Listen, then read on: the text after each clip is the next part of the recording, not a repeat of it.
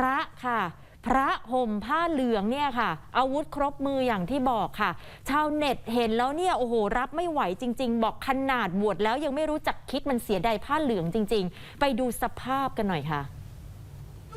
กูยังไงมึงพูดทำไมอ่ะทำไมยังพูดมึงอ่ะไอ้ตีบ้องใส่หน้ากูอ่ะกูเรียนได้ใครไปมึงถอยไปมึงถอยไปไม่เกี่ยงกูไม่ถอยอ่ะกูไม่ได้อยู่ในมึงก็ฉันก็ถอยไปสิกูยุ่งกับมันจะถอยยังไงอ่ะไอ้ยี่มึงพูด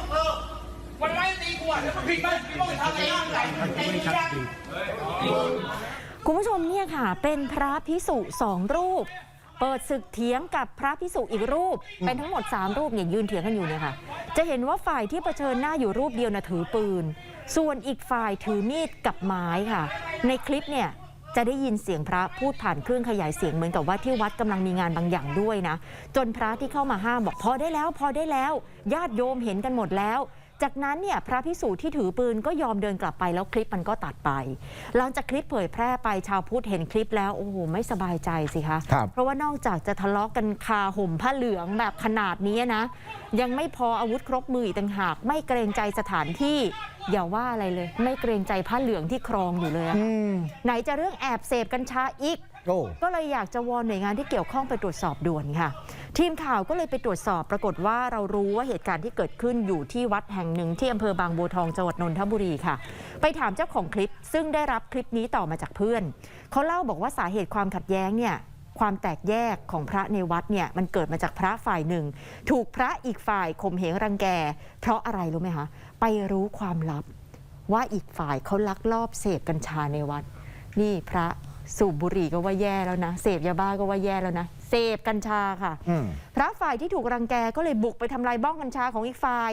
แต่ปรากฏบ้องกัญชามันกระเด็นไปโดนหน้าพระคู่กรณีไม่ใช่ว่ารักความถูกต้องนะบ้องกัญชากระเด็นไปโดนหน้าพระรูปนี้เลยโมโหถือปืนมาขู่เลยค่ะส่วนอีกฝ่ายถือไม้กับมีดมาป้องกันตัวแล้วก็เถียงกันอย่างที่เห็นในคลิปนี่แหละส่วนพระพิษณุพระลูกวัดนะคะก็เปิดเผยกับผู้สื่อข่าวบอกว่าเหตุการณ์เกิดขึ้นวันที่11 กันยายนที่ผ่านมาพระอนุรักษ์เนี่ยยืนทะเลาะโต้เถียงกับพระสันติถือปืนอยู่ในมืออาตมาหมายถึงพระพิษณุเนี่ยก็เลยตรงเข้าไปหาพระสันติเพื่อจะตะโกนห้ามไม่ให้มีเรื่องกันพระอนุรักษ์ก็เลยโต้เถียงกันตามภาพในคลิปนี่แหละ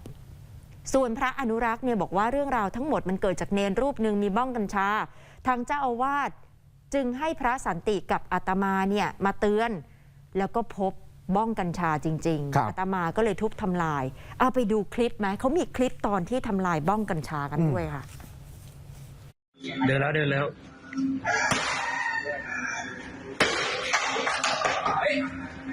ทำไมทำเนี่ยดูเนี่ยน้ำหลบดิทำไมมึงทำเนี่ยมึงเห็นไหมเนี่ยแววน้ำมาเลยเอาน้ำมาขอโทษเลยเนี่ยกูไม่เคยแกมึงแกใช่ไหมผมไม่ได้รังแกเอาน้ำม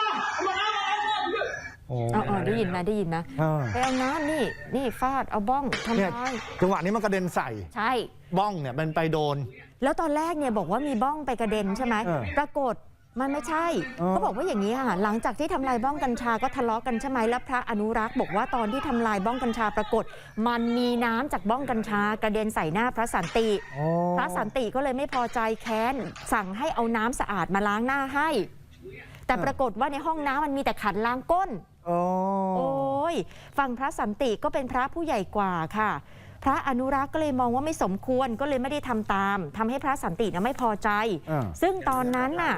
ตนเองบอกว่าเห็นพระสันติถือปืนอยู่ในมือไม่รู้จะทำยังไงก็ได้แต่ไปหยิบกิ่งไม้ท่อนใหญ่ที่อยู่ใกล้ตัวมาถือป้องกันตัวอย่างที่เห็นในคลิปส่วนทางด้านท่านเจ้าอาวาสค่ะพระครูนนทกิจจานุกูลเนี่ยบอกว่าเบื้องต้นนะอาตมาก็เรียกทั้ง2 ฝ่ายมาสอบถามเรื่องที่เกิดขึ้นพระสันติยืนยันว่าที่ถือในมือนะมันไม่ใช่อาวุธเป็นปลัดขิกไม่ใช่ปืนไม่ใช่ปืนคือมันปลัดขิกไงคุณปลัดขิกกับปืนมันมีความก้านออกมาเหมือนปืนบอกแบบนี้คือมันมีส่วนที่เป็นก้านออกมาเอาบอกอย่างนั้นนะท่านบอกอย่างนั้นนะก็ยืนยันบอกว่าไม่ใช่อาวุธเป็นปลัดขิกที่มีด้ามเหมือนปืนซึ่งเจ้าอาวาสก็เรียกทั้ง2 ฝ่ายให้เข้ามาถึง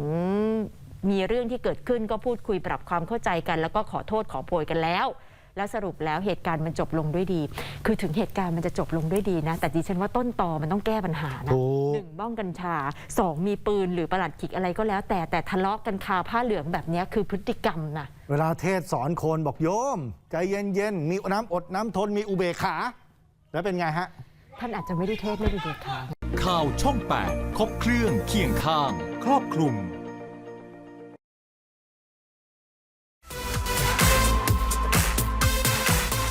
รู้ข่าวไวเข้าใจง่ายกด Subscribe ข่าวช่อง 8